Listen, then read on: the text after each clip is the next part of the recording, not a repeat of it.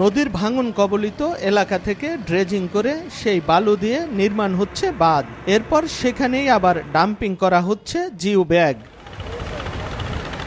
ভোলার তজুমুদ্দিনের Katakhali sluice gate এলাকায় মেঘনা নদীর পাড়ের মাত্র ১০০ মিটার দূর থেকে দিনরাতে চলছে এমন কর্মযজ্ঞ। একই ধরনের অনিয়ম চলছে সোনাপুর, চাঁদপুর সুলিশ গেট, সৈয়দাবাদ ও ফাতেমাবাদ এলাকায়। এতে আরও ঝুঁকির মুখে ভাঙন কবলিত এলাকা।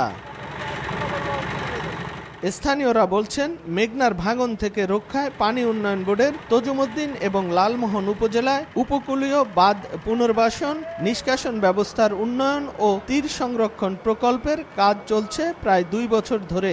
কিন্তু ঠিকাদারদের অনিয়মের কারণে বন্যা নিয়ন্ত্রণ বাঁধ নির্মাণ ও নদীর তীর সংরক্ষণে হাজার কোটি টাকার প্রকল্প হুমকির মুখে। বলছে যে ১০০০ ফুট তুলানোর জন্য এরা অর্ডার দিয়েছে, কিন্তু কোথাও কোনো অস্তিত্বের ইয়ে নেই। বালু দিতে আছে নদীর কাছ থেকে, আবার যে বস্তা দেয় এই বস্তাটা আবার নদীতে পড়ে যাবে, জিনাটা সেখানে চলে যাবে। যে ব্যাগগুলা ধসে পড়ে যাচ্ছে, যে কানি দিলে কানি থেকে নিতেছে ওরা মাটিগুলো, এর সাথে সাথে চিকন বালিগুলো বের হয়ে যায় এবং বস্তাটা অনেকটা হালকা হয়ে যায় এবং তীব্র স্রোতের সাথে সাথে যে জিও ব্যাগ ফালায় যে ব্যাগগুলো থাকে না। উন্নতি হবে বলে আমি মনে করি না।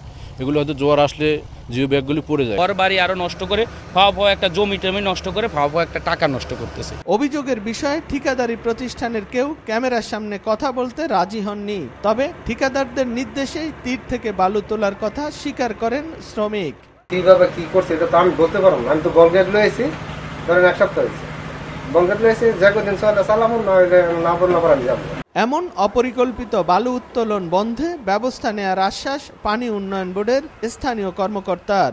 মনিটরিংটা জোরালোভাবে করতে বলা হয়েছে এবং আমরা এটা অবশ্যই এনশিওর করব যাতে ১ কিলোমিটারের মধ্যে কোনো ধরনের বালু উত্তোলন না হয়। মেঘনার ভাঙন থেকে ২ উপজেলাকে রক্ষায় ২০২৩ সালে পানি উন্নয়ন বোর্ড ১,১০০ কোটি টাকার প্রকল্প গ্রহণ করে। ২০২৫ সালের জুনের মধ্যে কাজ শেষ করার কথা থাকলেও এ পর্যন্ত শেষ হয়েছে ৪৮ ভাগ। নাসির উদ্দিন লিটন, সময় সংবাদ, ভোলা।